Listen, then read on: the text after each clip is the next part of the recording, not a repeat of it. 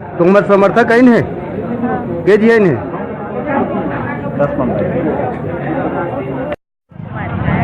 भोज कुमारी नायक। तो कौन गांव ले आया है? का पद के उम्मीदवारी करा था? पंच के। कौन नंबर वार्ड के है? और कितना पढ़ाई करे है? 10वीं पास करे है। ठीक, धन्यवाद। कौन गांव ले आया है?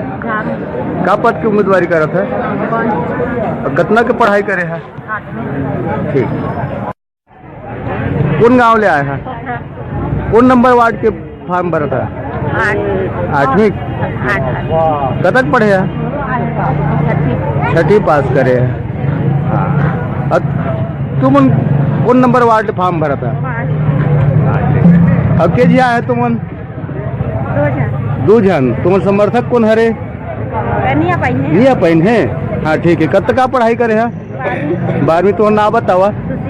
सुशीला बाई निसार। ठीक।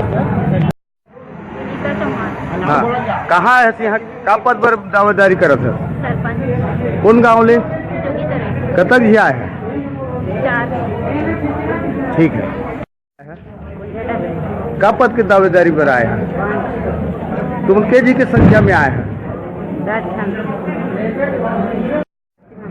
मालती महन। कौन नंबर वार्ड लिया था? 11। कतक पढ़ाई करे है?